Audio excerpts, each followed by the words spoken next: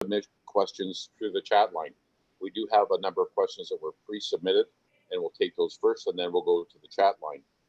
As Curtis mentioned, we appreciate, and it seems inappropriate for me to call you Rachel, but I know you very well, and I hope you don't mind if I do call you Rachel. We are on a tight timeline. And I'll go ahead and get into introduction. Rachel Notley is leader of the official opposition, has served as Alberta's premier from 2015 to 2019. She has represented the constituency of Edmonton Strathcona since 2008. Rachel grew up in Fairview, Alberta, and is the daughter of former Alberta NDP leader Grant Notley and his wife Sandy. She holds a Bachelor of Arts in Political Science from the University of Alberta and a law degree from Osgoode Hall Law School. Please join me in welcoming Rachel Notley. Over to you, Rachel. Well, thank you very much for that introduction, and good afternoon to everybody. I'm so thrilled to be joining the St. Albert and District Chamber of Commerce today to talk about the future of our province and, of course, Thursday's provincial budget, which I believe we're all looking forward to with some trepidation. I'm currently joining you from the traditional territory of the signatories to Treaty 7, and I imagine most of you are joining us from the traditional territory of Treaty 6, and I'd like to, of course, also acknowledge the Métis people of Alberta who share a very deep connection with this land. So this is going to be a very important budget for the people of Alberta. And the decisions made by this government are going to have deep impacts on our ability to both overcome this virus and also recover our economy. But before I get into all that, I do believe I owe Alan a somewhat belated congratulations on his new post as president, and also Curtis a more belated congratulations as the new chair. So well done to both of you, and happy retirement to Jennifer as well. So, this chamber has many, many strong leaders in your midst, amongst your directors, your chairs, your staff. So I'm not surprised that you've risen to the challenge during what has been a very stressful year. In fact, Marie tells me that thanks to the Chamber's quick thinking, last summer's farmers market was able to go ahead at Service Place, where it was a massive success and also safe for everyone. And I do have to say, I feel very lucky to have an MLA like Marie Renaud in our caucus. She is a fierce advocate for your community, for St. Albert and surrounding area. And just in case you weren't aware, you probably were, but she never misses an opportunity in our caucus, and certainly not in the legislature, to fight for the people of St. Albert. And there's a lot of work to do on that front. Alberta was hit hard last year, but even before the pandemic, our economy had stalled. Our province had lost 50,000 jobs, and the deficit had doubled. That was before the pandemic. Jason Kenney's plan had actually failed. And then COVID struck roughly around this time last year, exacerbating these challenges at the worst possible time.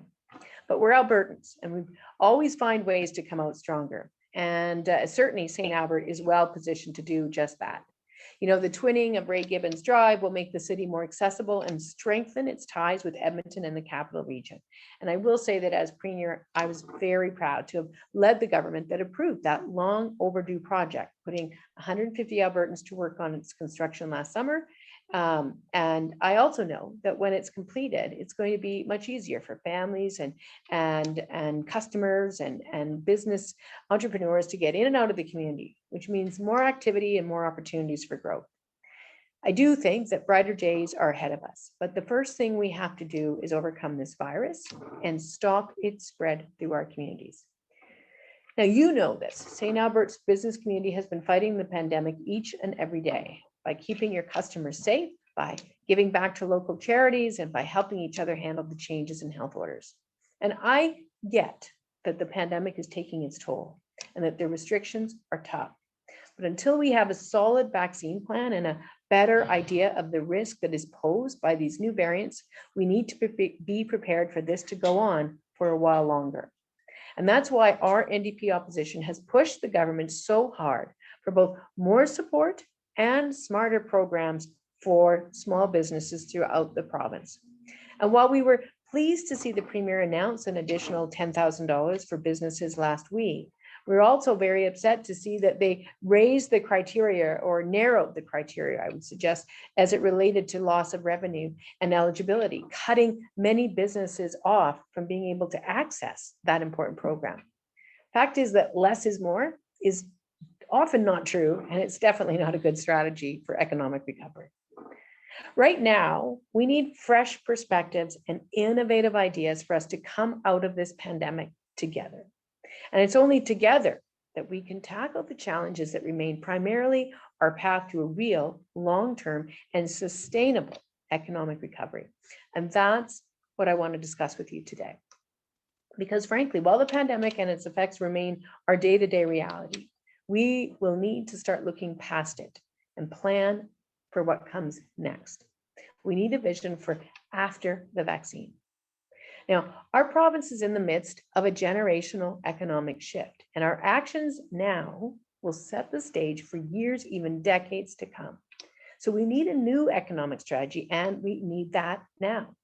And I don't think it's lost on anyone here that our economy post-COVID is going to change, whether we like it or not. It's changing actually as we speak.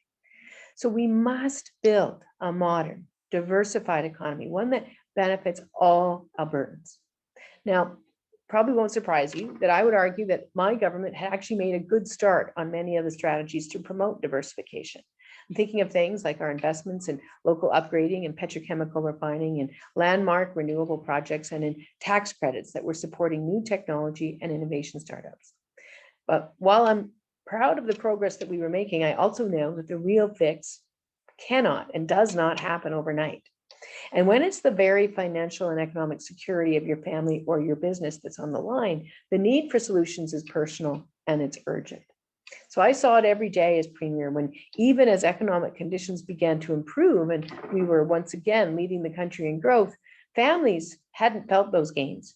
And economic security actually remained top of mind for many, many Albertans.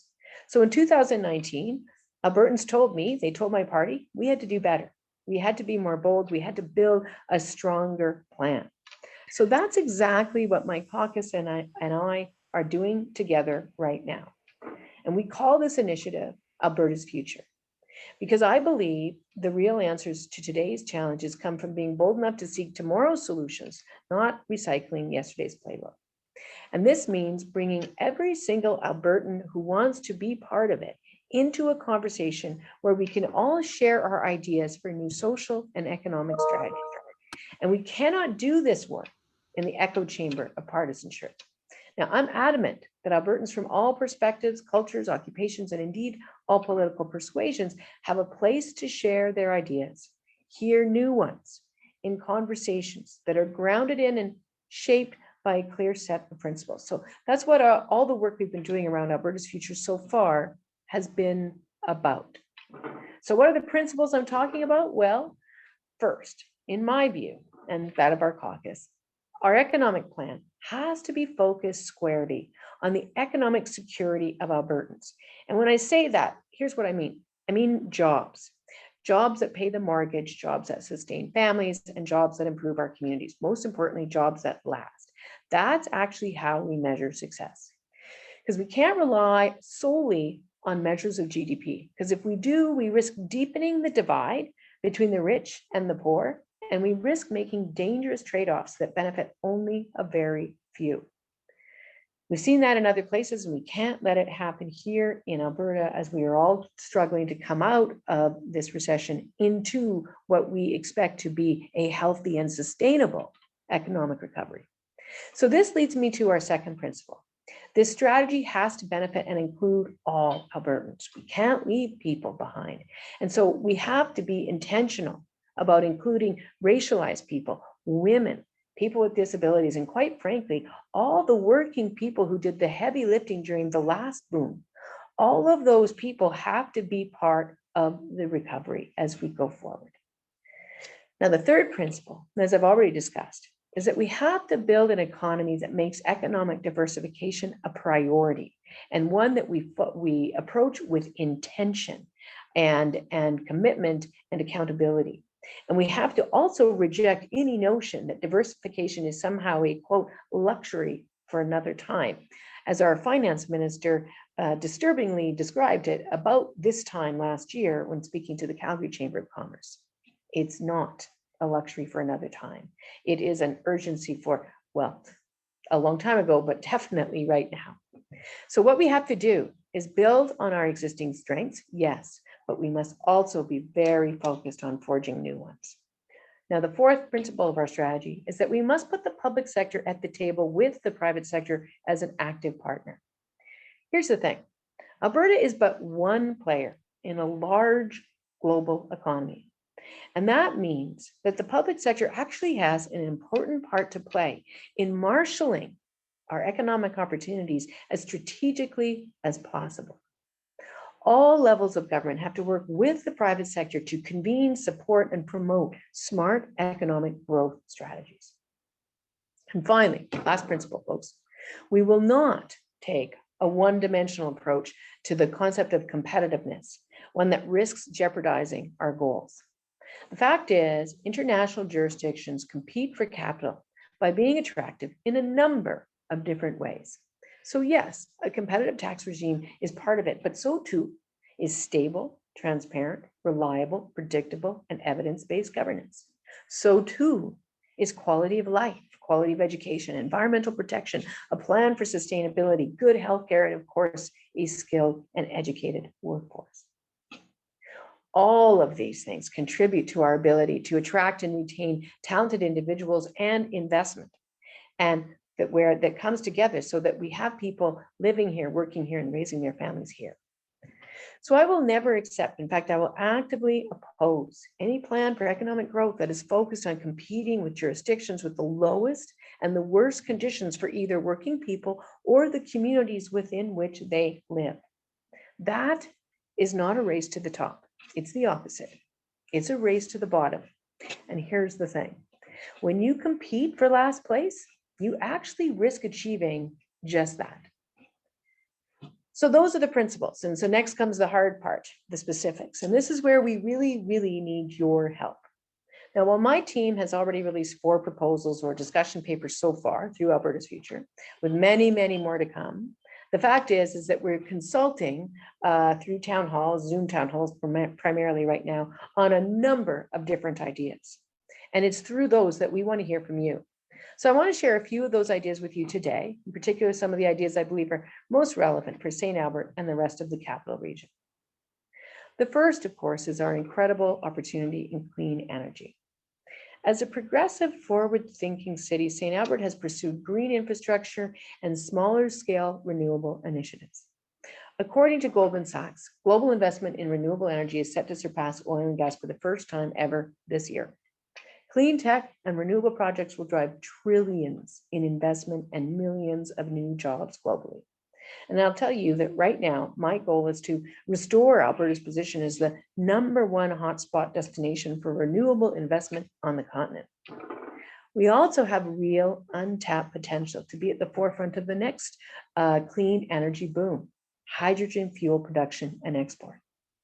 Alberta is in a unique position to use our natural gas feedstock to produce blue hydrogen for fuel to meet future global demands for clean energy, an estimated $100 billion annual industry. Our proposal on hydrogen includes making significant strategic investments to produce and export hydrogen, including building Canada's first hydrogen hub to be built in the industrial heartland, complementing the planning work done already by the Capital Region Industrial Heartland group chaired by the Mayor of Sturgeon County. And I'm not just talking about leveraging our abundance of natural gas for the purposes of developing blue hydrogen, a game changer in and of itself. I'm also talking about truly renewable green hydrogen. Now, we know hydrogen isn't the only play out there, which is why our energy strategy also includes investments in geothermal. We can leverage our existing expertise in drilling to create 10,000 jobs and also help drillers get back to work. More than that, we can use this experience, the experience of drilling, of developing geothermal, as a commodity in and of itself by exporting it to other parts of the world who see opportunities in geothermal but lack our talent, our expertise, and our technology. Ultimately, we have to recognize where the world is moving, and we must move forward with it. Oil and gas will always have a place in Alberta's economy, But in the face of unprecedented restructuring, we must diversify. We are energy leaders, so let's lead in all forms of energy. So folks who are interested in either of those two issues, geothermal or hydrogen, can find our already released papers on that topic at albertasfuture.ca.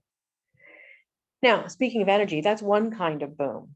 Another boom would be the one resulting from the hundreds of thousands of young people in this province who have been putting off starting a family because of COVID. Post-pandemic, when things have settled down, it's not hard to imagine a miniature baby boom, especially in Canada's youngest province. And St. Albert happens to be one of the most attractive cities in Alberta for young families with high quality schools, extensive parks, rich arts, rich culture sector, and a strong commitment to sustainable living.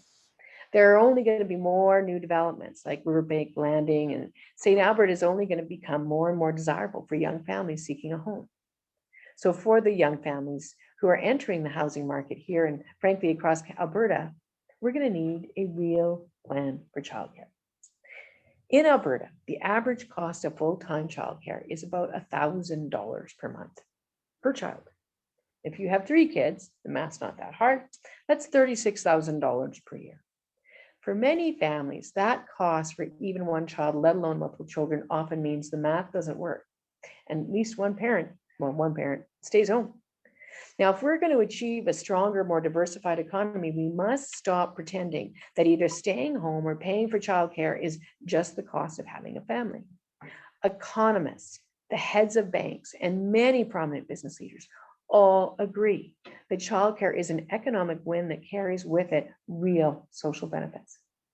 I've met so many parents who told me that being part of our $25 a day pilot project changed their lives because it helped them go back to work, including right here at the YMCA Citadel Childcare.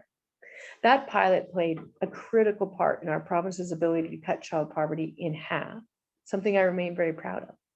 But more than that, it helped our province rise out of a recession with real economic growth leading the country in 2018. I believe childcare is the most transformational policy we can implement to combat inequality and boost our economy. And that's why our NDP caucus is proposing Alberta adopt a truly universal, accessible, affordable childcare plan, a province-wide $25 per day quality early learning and childcare system that would not only make a fundamental difference in the lives of children, but also put more than 40,000 people back to work and generate an estimated $6 billion in annual GDP. Like Medicare before, childcare is the next great opportunity to build a brighter, more equal, stronger economy for our future. And really, that's what Jason Kenney owes Albertans this Thursday, a clear plan for the future of Alberta. One that focuses on creating jobs and supporting strong public services, not just for the next 12 months, but for the next 12 years. One that includes big ideas.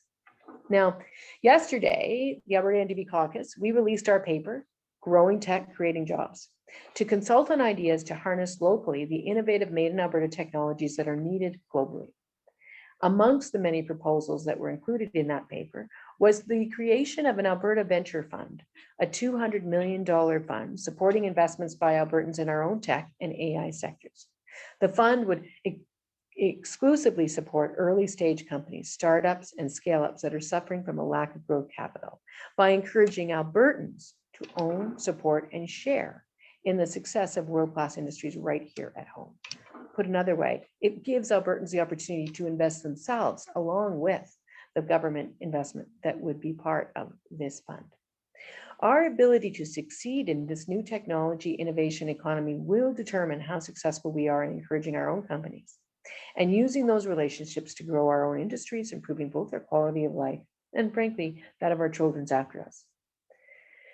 So I do remain deeply concerned about this budget because I believe that economic prosperity is strangled when inequality grows, when we take our healthcare, education, and social services for granted.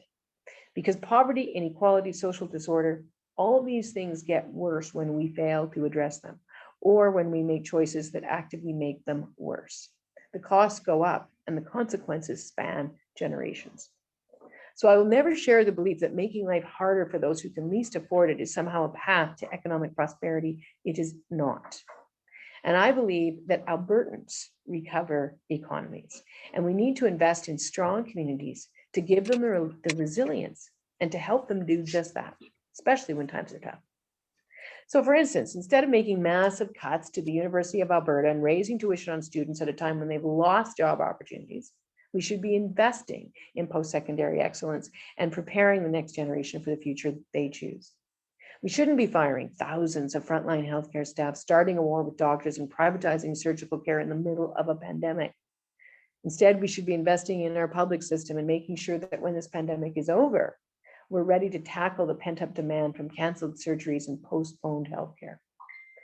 Rather than cutting funding and firing the support staff who help the children who most struggle in our schools, we should be reducing class sizes and making sure our kids have a modern curriculum based on ideas from today's experts, not based on outdated thinking. Instead of looking to strip mine the mountains for coal or selling parks like River Lot 56 to the highest bidder, we should be investing in them to promote family recreation, personal fitness, and new tourism. And finally, we can't turn a blind eye to the tragedy that has unfolded in long-term and continuing care. The number of lives lost in homes that did not have enough staff or resources to meet the standards of care we would all have hoped for our loved ones. The pandemic exposed what we've always known. It's just not good enough. So leaders at every level of government, starting with this one, must take a hard look at whether or not this privatization has yielded the proper quality of care. We need a national conversation about caring for seniors because the pandemic has exposed that we have not lived up to our responsibility to them. And we know there is more to do. And I know that we didn't get all these things right when we were in government either. I do know that. But we were trying to work harder to make life better, and we need to focus on these issues. These important public services are not secondary to economic success. They are not nice to haves. These are musts. They are the vital building blocks for real economic recovery, one that takes advantage of all the opportunities that we have in Alberta. And we know there are so many opportunities: agriculture and agritech, tourism, transportation, manufacturing, lithium extraction, bitumen beyond combustion, and so much more. These are just some of the sectors we believe we need to promote as part of our quest for significantly more diversified economy, no matter who is in charge. Now, Jason, Kenny, and I will no doubt be presenting very different visions for the province in the next election, but I'm intent on building ours with Albertans, because the best ideas don't happen in the back rooms. They happen when people come together in forums like this. So that's why today I'm asking sincerely, what are your urgent challenges, the missed opportunities? How do we grow our strengths? What new sectors need support? And what do you want to see for the future of your city and your province? These are things we are aiming to accomplish with Alberta's future. I want a plan that is well canvassed and measurable, realistic and creative, because the success of our Alberta's future strategy means having a vision for the future that's ambitious, enterprising, and impossible to ignore. Because if it's done well, it won't be an NDP plan, it will be Alberta's plan. So I believe that we're at our best when we work together with common purpose. There will always be different paths forward, and what we choose matters. Is our path one where we're always looking for the fight, where we're always looking for someone to blame, and where we're comfortable with leaving others behind if that means success for ourselves? Or is our path one where we solve these problems together, where we take responsibility for our problems and try to fix them, and where we don't stop working until all of us have the same chance at success that we have? A province where we don't define ourselves by common enemies, but instead we work hard for the common good. I believe that's an Alberta we can all be proud of. And that's the future that I want from my province. So I ask, what kind of future do you want? Thank you for listening to my comments, and I look very much forward to our discussions, your questions, but also your input. Thank you so much. Well, thank you, Rachel. And I got to say, again, somebody who stands on recognizing people with titles. I may slip back and forth between Rachel and Premier Notley. So that's just to let you know that. I do have to let you know, however, you did put me in a compromising position because in your very complete presentation, you managed to blow off or take care of two of the questions that I had pre-submitted. So I'm gonna do a little bit of pivoting here. I would also ask participants, if you do have questions, please put them into the chat box, and then I will go over to Alan to ask those questions. I guess the first question, with the public, and again, this was pre-submitted, with the public health orders in effect with indoor, outdoor large gatherings due to COVID-19, many groups are willfully violating these orders. What can the official opposition do to encourage the government of Alberta to enforce these public health orders in order to protect all Albertans? Well, obviously, as the official opposition, we don't ultimately have a role to play in enforcement and the establishment of the penalties and those things. But from our perspective in the opposition, it does come down to advocacy. We've spoken out repeatedly about the mass rallies we've seen held that have spread not only misinformation, but COVID-19. And we also continue to call for tough penalties for those who are openly violating the public health orders against indoor gatherings, including those in the congregation at Grace Life Church in Spruce Grove. Here's the thing, these aren't rules for rules' sake. These are rules that each individual follows in order to keep their neighbor safe. And failing to follow those rules doesn't put them at risk individually as much as it puts other people at risk. So, when someone goes careening down the highway at 180 kilometers an hour, we enforce the fact that is wrong. We stop them because it's putting everybody else on that highway at risk. And that's what's happening with people who refuse to follow the public health orders. It's not helpful, frankly, to this conversation to have a government where the government itself is constantly giving two messages, and members of their caucus are contradicting the message that comes sometimes from the premier, and then the premier sometimes also himself actually contradicts the message that is coming from our chief medical officer of health. But we need to be focused on evidence, and we need to be open and transparent about what the evidence says, and then we need to be consistent about encouraging people to follow these rules. We are getting increasingly close to a time where I think we will all be vaccinated, and that makes me very happy, and I think it should make everybody very happy. And I think we can all agree that will be a very, very good time. But we're not there yet, and we could be 2, 3, 4, 5, 6 months even. We don't know exactly away from when we have an adequate level of vaccination. And we are going to make our economic recovery much, much harder if the cases take off again.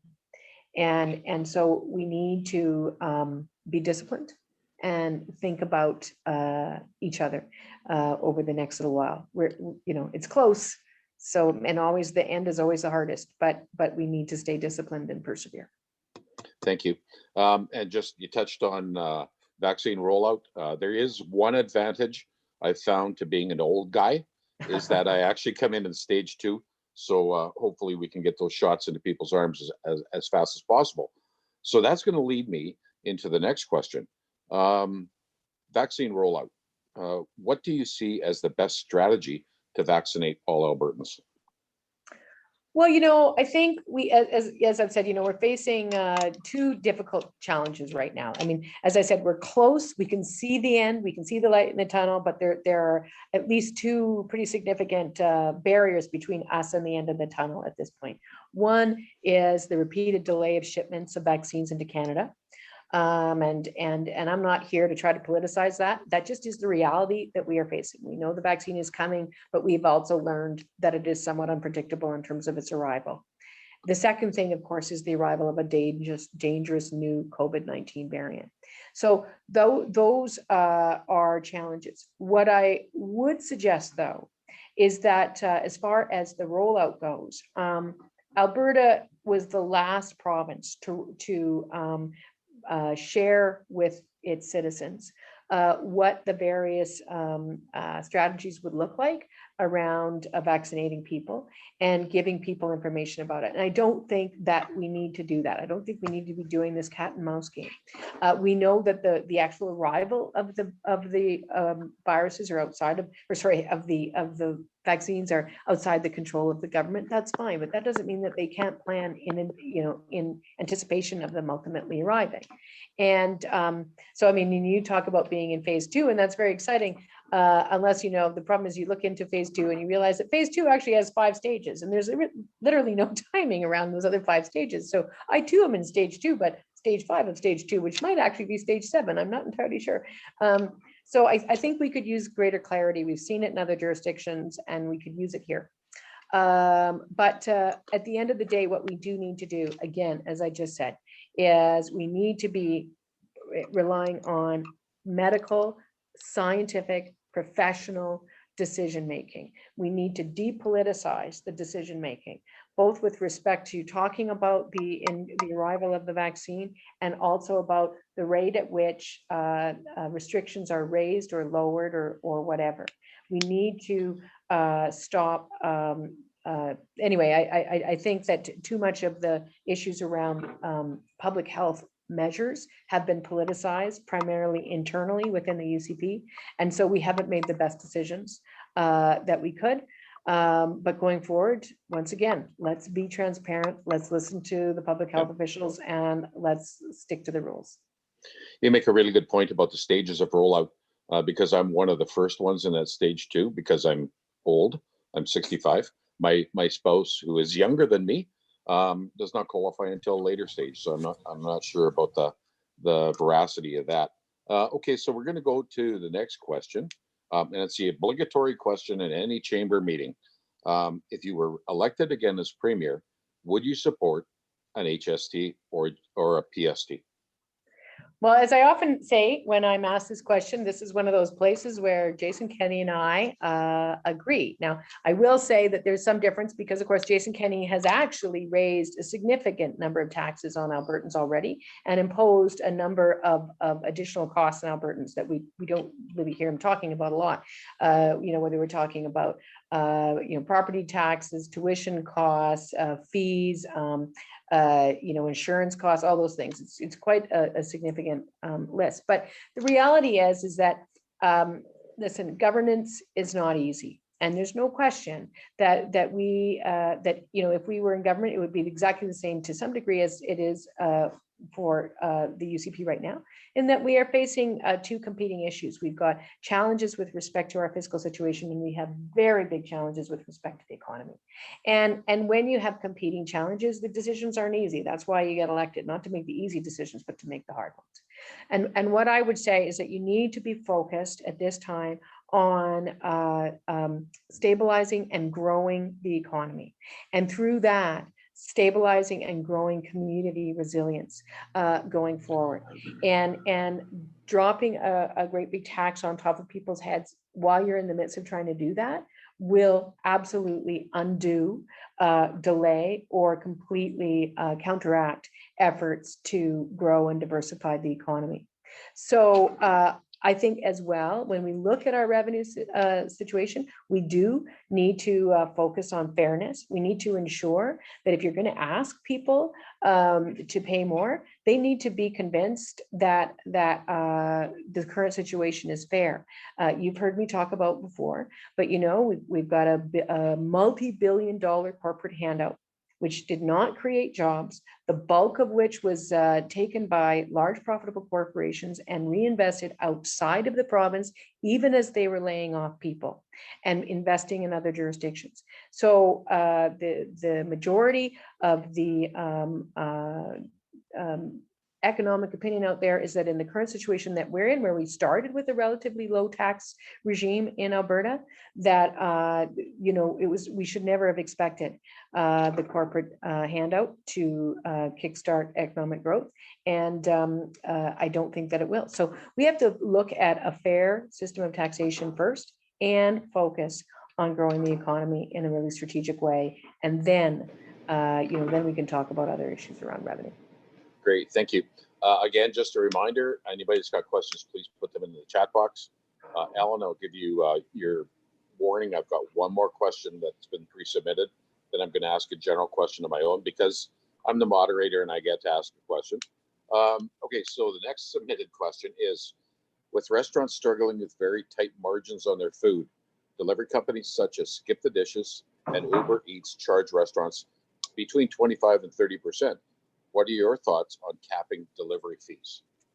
Well, in fact, I think it was about 2 weeks ago or 3 weeks ago, I can't remember which, I stood with some restaurant owners as well as representatives with respect to small business groups and across the province, and called for a cap to the the fees charged by phone delivery apps and their companies. And we essentially suggested that this government should bring in a model similar to what we saw introduced by the government of BC in December, and also in the cities of San Francisco, New York, and one other jurisdiction. They've all basically adopted a similar model over the course of the last several months.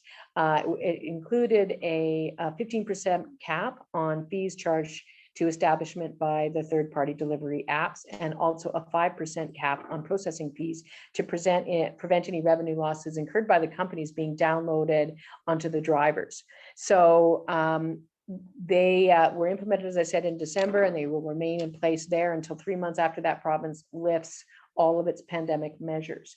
And for instance, the Calgary City Council, we know, has already unanimously supported a program like that. I was disappointed because after we called for this, we subsequently heard from the UCP that they are not considering moving forward with this. Yet I've lost count the number of restaurant owners that, I mean, this morning, again, just this morning, who have talked to me with profound levels of frustration at the fact that they are essentially working for free because of the amount of money that they are paying through these delivery apps. And you know, in some cases, you're seeing them pushing close to 40% when all the various fees are worked through. And so that just can't continue.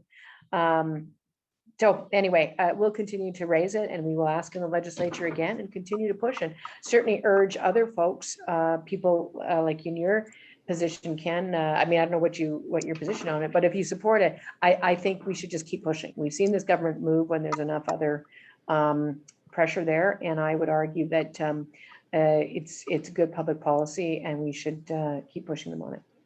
Okay, great. Just to give you an idea, we can't add, as the Alberta Chambers of Commerce, we cannot advocate on something we do not have a policy on, because our policy process flows up from our community chambers. So it's their policies that we advocate for. It's not, it isn't Ken Colby picking ideas out of his head. So Sure. that we would look to a community chamber to bring forward if there is motivation behind that. One of our parliamentarians who is with us for many, many years, a fellow by the name of Ron Chapman, who's no longer on this earth, used to say, when you come up with policy, you have to determine what the itch is and how you want to scratch it.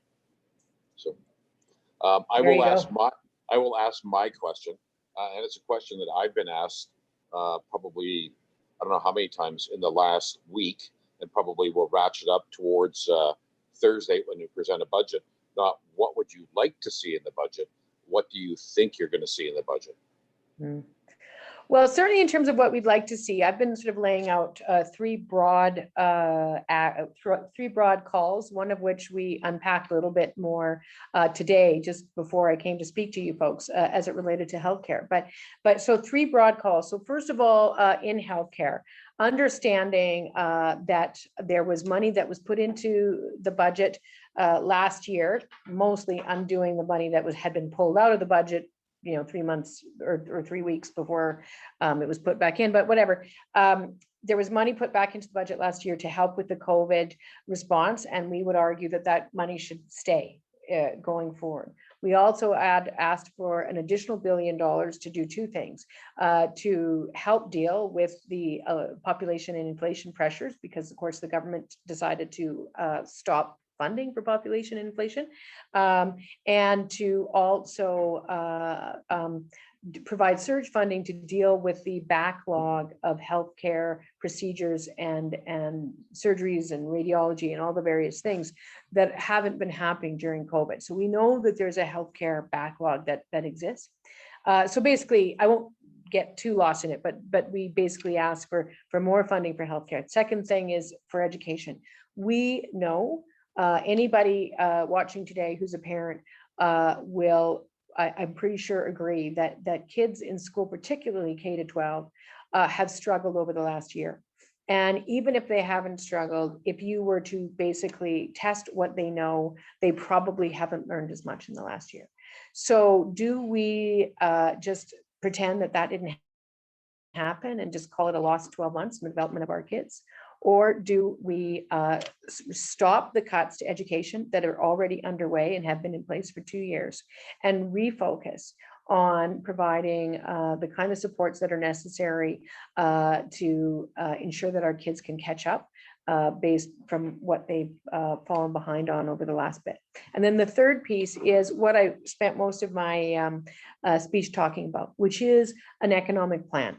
Like, we absolutely must see a global economic plan that goes beyond 6 months, goes beyond 12 months, goes beyond the next the election cycle, but actually focuses on the sectors which we are going to have to be relying on as Albertans to grow our economy in a much more diversified way. And that is something that by now this government should have had the time to start doing some very serious work on. That's their job. And you know, it's been brutally clear to all Albertans since about last May that you know, we were already in trouble before the pandemic, and that with the pandemic, we are facing unprecedented pressures. And just sort of turning our backs and hoping that the chips fall where they may is going to leave many, many, many Albertans behind. So we're really looking for that vision of a clear path forward that recognizes that where they were before wasn't working.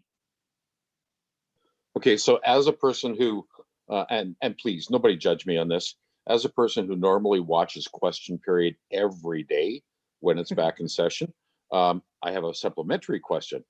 That is what you would like to see. What Right. do you think you'll see out of this budget? You know, Like, as far as, yeah, you Go know, ahead. we're sort of moving into the world of punditry, and I think it's really hard to say. I think as all of you as political watchers would probably acknowledge that the last 3 months have been particularly volatile, shall we say, in the political world of the UCP. And I think that it's not news that they are a somewhat divided and somewhat dithering as a result group. And that there was a plan that was in place 2 months ago that may or may not still be entirely in place now. I suspect, if I were a betting person, that we will see some generally thoughtless and significant cuts that go against what is needed to really grow our economy and grow our community resilience, but that they will be somewhat tempered from where they want to go, and that they will be hidden by an effort to deliver softer messaging.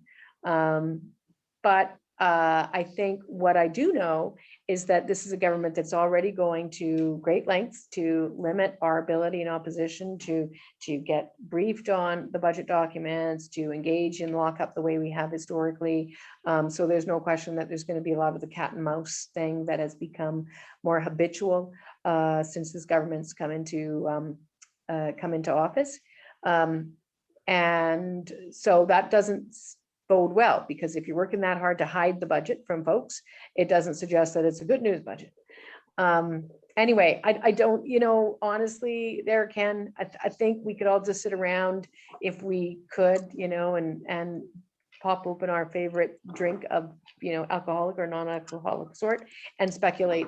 I think what we will find out is on Thursday, but you know, what we do need is a government that understands what the province needs, and that's something we haven't gotten a clear demonstration of yet. Thanks for your answer. I was looking for some sort of magic answer that I could use for what I think is coming in the budget, but I guess we're all going to have to wait until 3:15 on Thursday afternoon. That's right. Ellen, Over If it to you happens for on the, time, yeah. I sure hope so, because I'm going to be in lockup at 1:45 virtually. Fortunately, I'm able to operate from my garage, which has been in my office for the last 11 months, and that is in fact the designated smoking area. All right, Alan, over to you for the first question from the chat box. Yes, welcome, MLA Notley. In order to open the economy as much as possible and safe, in order to keep our kids in schools, which is essential to their education, mental health needs, and in order to allow their parents to work from home, what is your view on prioritizing vaccinating our teachers and support staff? Well, I will say that it does surprise me a great deal that we haven't seen teachers and frontline education workers prioritized in the rollout. I typically, when we consider public policy initiatives, one of the things I ask is folks is what's happening in other jurisdictions, and I haven't had a chance to really check that out. But to me, it seems like these folks in our schools, there's no question, there's transmission in the schools, there's virus in the schools. We've had a number of schools that have had to shut down. So in order to avoid that open, close, open, close, open, close scenario, and given the critically important hub that schools are in our communities, it would seem to me that we should consider having those folks slightly higher up in the line in order to achieve all the objectives that you outline. Now, I would say, I mean, obviously, the most vulnerable in the population probably need to come first. The healthcare workers need to come first. Those, other critical workers. But I do actually think that folks who work in education should be pretty high up there, because we also know with the variant that it moves very quickly amongst younger people and school-age children as well. So I am surprised that there seems to be some resistance to identifying them. I mean, for heaven's sakes, as I said, we have 5 stages in stage 2. Why it is we can't, have education workers in there as well, I'm not quite sure. Okay, Alan, back to you for the second question. Yes, no, thank you. What are some ways the NDP can support the tourism industry during this recovery process? Well, that is a really good question. And I actually, in some ways, will flip that back to you to some degree. Tourism is one of the areas within our Alberta's Future project that I talked about in my remarks that we are going to be working on. I believe we've had one preliminary town hall on it so far. And so just so you know, with Alberta's Future, what we do is we have basically open town halls. Anybody can come. And we announce them on the website, and then we send out notices to as many people who we have contact information for who have interest in those areas as we can. And everybody is welcome to attend. And we typically have, the MLA, who's the critic for the area, as well as 1 or 2 subject matter experts. And then we just simply, either if we've already released a paper, which we haven't yet on tourism, if we release the paper, we sort of review the paper and then ask people what they think. If we haven't released the paper yet, then we just ask people what they think. And it's a good, really iterative process, because people can engage in the chat group even as they're talking, much as like what's happening right here.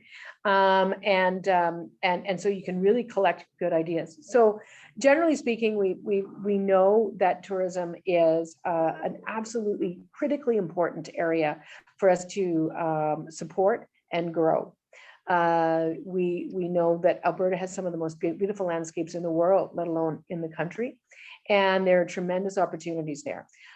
We need to start, of course, by reversing the short-sighted decisions of the UCP as they relate to both our parks and coal development in both ecologically sensitive, but also recreationally sensitive areas. And so we need to sort of work off our strengths, I would argue, but also look at developing a strategy, again, that is very intentional, so that whatever support government puts into tourism is not just sort of a random one-off thing, but actually we're investing in it with the greatest level of efficiency. Because if government's going to support tourism, we need to have the greatest return on investment possible. So we need a global strategy for tourism. And I invite people to participate when we roll that out. But in terms of specific strategies, I don't believe we put out any yet. So I will wait to hear from folks. Alan, back to you. Thank you. And this goes back to the green energy that you were talking about earlier, Rachel. With all the major auto manufacturers moving towards full electric production, what is the NDP's party plan to support the production of lithium batteries and fast charging stations across the province for electric powered vehicles? Well, that's actually something that we do need to do more of it because it's moving really, really quickly. We had, if I recall correctly, started to support some of that work through the Climate Leadership Plan and some of the revenues that came from that. Now all that revenue has just gone to Ottawa. We're still paying it, just to be very clear. We're all still paying it. It's just off in Ottawa, not working to build our economy and grow innovation and all those things that it was doing before. Super awesome. Anywho, and so we were supporting that kind of investment already. And again, I don't know that I haven't done the research on this, but I can tell you that if people out there have ideas, I invite you to send them into Alberta's Future. We actually do have that identified as a particular area that we're going to develop some recommendations on and then share with Albertans. So because I'm not a subject matter expert on it, I can't tell you, but I definitely would love whoever, I think it was Jamie Moffat, to please get in touch with Alberta's Future and let us know all the things that you think we should know about it. And then we'll let Jamie, as well as anyone else who's interested, know to participate when we do the town hall and the discussion, the open discussions on that topic. Thanks. Before I go back to Alan for the next question, I'll just supplement with a little bit of information. We do have a policy on lithium extraction from spent oil wells. Basically, you pull the old drilling water up, you take the lithium out, extract it, put the cleaner water back into the hole. Where that's being snagged right now is the policy is to try and get the federal government to amend the Income Tax Act to allow for flow through shares on it. Okay, right. So that's in case your policy person wants to take a look at that policy. It's actually on our website. So thank you. We will absolutely follow up on your website and follow up if we have any more questions. Okay, Alan, back to you. And this is recently, actually, it's been in the news quite a bit. Where does the NDP stand on eliminating the RCMP in favor of the provincial police force? Well, I think this is a time, anyway, I think it's not something that we need to be focusing our resources on right now. I think this is a very politicized decision. It is a symbolic decision designed to serve certain political messaging. It is expensive and it is a distraction. Now, I'm not saying that the RCMP is perfect. I'm not saying that we don't need improvements in our community and rural policing. Those things are true. However, we would likely lose money from the federal government if we did this, A, and B, it would create a lot of transitional chaos, as happens when you do these kinds of things. It would cost resources, and there would also be lost opportunity in terms of where government's attention is focused. If you were to ask Albertans what's the critical issue to them right now, they'll tell you jobs in the economy and economic diversification. No one's telling you, oh, no, we want a third of the Premier's office staff focused on managing the transition to a new police force, which, by the way, when you have a provincial police force, you run the risk of it becoming more politicized by local leadership, particularly when their very establishment is the product of a highly politicized decision-making process, which is what this is. This is about continuing a narrative about fighting with Ottawa and trying to distract from their failure to create jobs and support community resilience here in Alberta. So I just don't think it's something that we need to be pursuing at this time. Okay, I'm going to try and get in one more question, Ellen. So if you could pick another question from the chat box. Yeah, there's a few, and I'll try to pick the best one. Apologies to everyone. The private sector, namely business owners, have had to become very creative in the areas of money management, streamlining operations, creating solutions, and organizing structures. How do you see working with these kind of individuals in the future for the betterment of their government programs to benefit Albertans? So by these individuals, you're talking about business owners? Yes.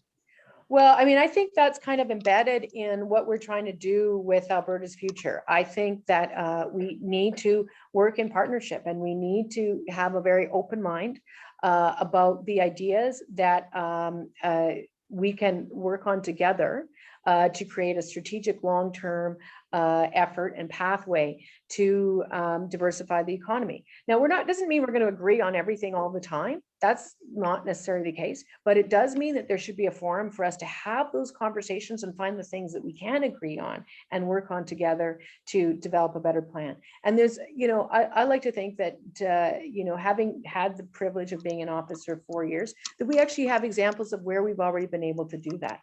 Just yesterday, for instance, for example, we released our tech paper, and we had both at the event and subsequently people from within the tech sector talking about how our government actually was the first government to listen to them about the things that they needed in order to be competitive as far as attracting capital and new businesses relative to other provinces.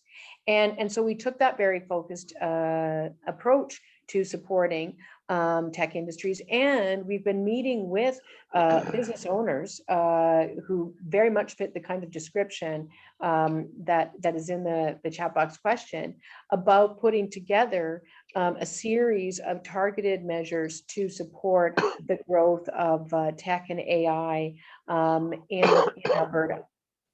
So I think that's an example, but it's really embedded throughout Alberta's future. The way I see us working is that we have open, accountable conversations. We talk to each other about what the best strategy is forward. As I say, we accept that we won't always agree, but we understand that there are tremendous opportunities for us to work together where we do. And there's a lot of daylight in between where we are now and where we could be by finding those things in common and moving forward. And let's focus on that. Great, thank you. That chamber calls start on time and end on time. So thank you for your presentation. I enjoyed your candid comments. I enjoyed the chat, as I've enjoyed our chats over the years. There are things that we agree on and things that we don't agree on. And that's why we're a nonpartisan organization. We often refer to the fact that we are an equal opportunity critic and an equal opportunity supporter. So again, thank you for your time. And I look forward to the next time we have the opportunity to chat. Curtis, I'm going to throw it over to you to close off the meeting. Thank you, Ken. And thank you everyone who attended, especially MLA Notley and Emily Renault. And Ken Colby, thanks for being today's moderator. And we will sign off today. And thank you everyone for your attendance. We really appreciate the opportunity to hear you speak. So thank you again.